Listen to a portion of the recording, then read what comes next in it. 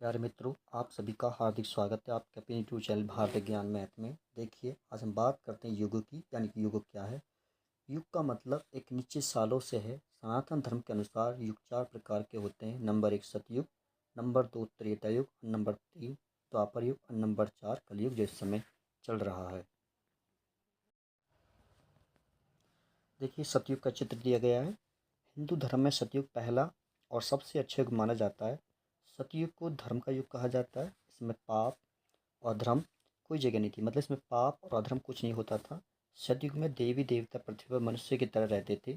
सतयुग में मनुष्य सत्यवादी और धर्मात्मा थे।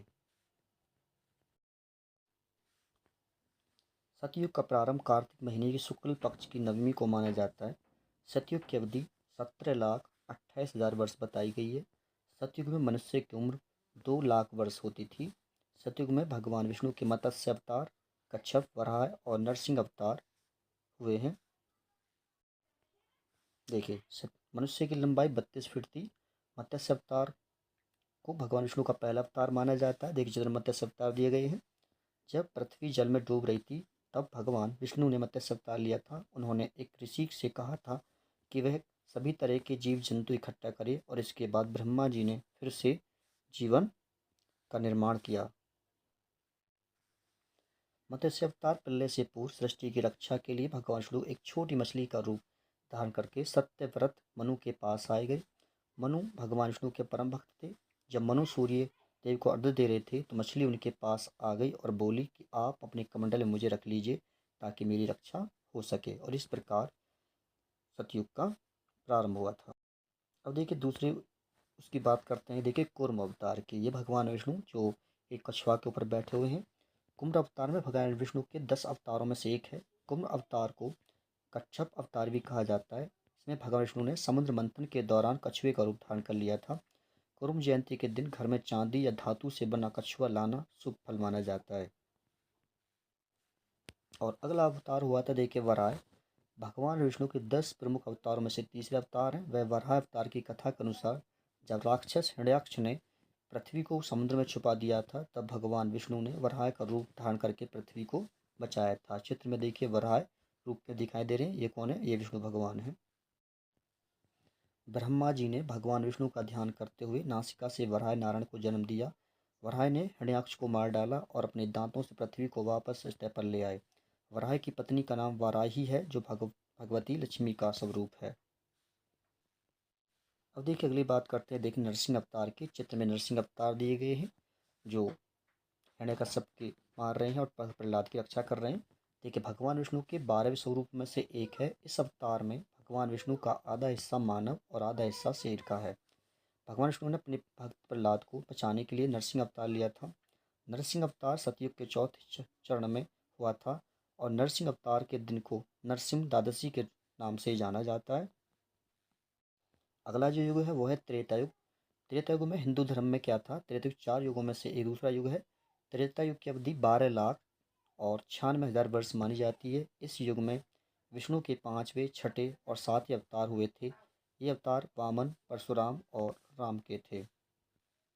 त्रेता युग में पहला अवतार है वामन अवतार। भगवान विष्णु के 5वें अवतार थे। इस अवतार में भगवान विष्णु ने एक बौने ब्राह्मण का रूप धारण किया था। भगवान विष्णु ने माता अदिति और कश्यप ऋषि के घर जन्म लिया था। भगवान विष्णु ने बक्सर में माँ गंगा के तट पर सिद्ध आश्रम स्थल पर वामन रूप में जन्म लिया था। वामन देव ने राजा बलि से दान में 3 पग धरती मांगी थी। वामन देव ने अपने पैर से 3 लोक नापकर राजा बलि का घमंड तोड़ा था। भाद्रपद माह के शुक्ल पक्ष की द्वादशी तिथि को वामन जयंती मनाई जाती है। इस दिन व्रत रखने का खास महत्व है। ओणम का त्यौहार भी भगवान विष्णु के वामन अवतार से जुड़ा हुआ है। अब अगला अवतार हुआ है, देखिए, परशुराम को, यानी भगवान परशुराम। भगवान विष्णु का छठा अवतार माना जाता है। उनका जन्म वैशाख महीने के शुक्ल पक्ष की तृतीया को हुआ था। इस दिन को परशुराम जयंती के रूप में मनाया जाता है। परशुराम जी के पिता का नाम जगदिन और माता का नाम रेणुका था। परशुराम जी 4 भाइयों रुकमान, सुषेण, वसु और श्रीवासु के बाद आते थे। अगला अवतार था त्रेता युग में भगवान विष्णु ने भगवान राम के रूप में अवतार लिया था। त्रेता युग आज से करीब 12,96,000 वर्ष पहले खत्म हो गया था। भगवान राम भगवान विष्णु के 7 ही अवतार थे। भगवान विष्णु के 10 अवतारों में से एक राम अवतार इस ब्रह्मांड को अधर्म से बचाने के लिए भगवान की अभिव्यक्त की गई है। उन्होंने क्या किया था, मतलब रावण को मार करके पृथ्वी पर एक धर्म का स्थापना की। अगला युग है, देखिए द्वापर युग। द्वापर युग में हिंदू पौराणिक धर्मशास्त्रों में 4 युगों में से तीसरा युग है। यह त्रेता युग के बाद और कलयुग से पहले आता है। देखिए द्वापर युग दर्शाया गया चित्र में। द्वापर युग की अवधि करीब 8,84,000 साल थी। इस युग में मनुष्य की आयु करीब कितनी थी, 1,000 साल बताई गई है। द्वापर युग का आरंभ माघ महीने की कृष्ण पक्ष की अमावस्या को हुआ था। द्वापर युग में भगवान विष्णु ने श्री कृष्ण के रूप में अवतार लिया था। देखिए श्री कृष्ण दिए गए हैं चित्र में गाय के साथ बांसुरी बजाते हुए। श्री कृष्ण ने कंस का वध किया और महाभारत के युद्ध के में गीता का उपदेश दिया। द्वापर युग का अंत महाभारत युद्ध के साथ ही समाप्त हो गया था। अब देखिए भगवान बुद्ध को भगवान विष्णु का 9वां अवतार माना जाता है। देखिए चित्र में भगवान विष्णु दिए गए हैं। भगवान विष्णु ने कहा था कि वे कलयुग में शुद्धोधन के पुत्र के रूप में अवतार लेंगे और बौद्ध धर्म का प्रचार करेंगे। गौतम बुद्ध का जन्म कपिलवस्तु के राजा शुद्धोधन और माया के पुत्र के रूप में हुआ था। उनका जन्म 483 ईसा पूर्व में हुआ था। बचपन में उनका नाम राजकुमार सिद्धार्थ था। 19 वर्ष की आयु में उन्होंने अपना गृह त्याग दिया और ज्ञान की प्राप्ति के लिए वन की ओर चले गए थे। लास्ट और अंतिम युग है, देखिए कलयुग। चित्र में देखिए कलयुग दर्शाया गया है। कलयुग को 4 युगों में से सबसे छोटा और सबसे बुरा युग माना जाता है। यह युग चक्र का चौथा युग है। कलयुग द्वापर युग के बाद शुरू हुआ था। ऐसा माना जाता है कि कृष्ण की मृत्यु के बाद कलयुग की शुरुआत हुई थी। कलयुग में झूठ, पाप और कलह सबसे ज़्यादा होते हैं। कलयुग में लोग एक दूसरे के बिना वजह नफरत करते हैं। कलयुग में धरती पर अन्य युगों से ज़्यादा अधर्म और पाप बढ़ता है। कलयुग में मनुष्य अपने कर्मों का फल भोगते हैं। देखिए एक समय कलयुग दिखाया गया है कैसे लोग एक दूसरे से लड़ाई झगड़ा कर रहे हैं। कलयुग में बेमौसम बारिश, आंधी, तूफान, जल संकट जैसी समस्याएं आती हैं। कलयुग की आयु 4,32,000 वर्ष मानी जाती है। कलयुग के अंत में भगवान कलिक अवतार लेंगे। कौन लेंगे? कलिक अवतार लेंगे और सफ़ेद घोड़े पर बैठकर सभी पापियों का संहार करेंगे।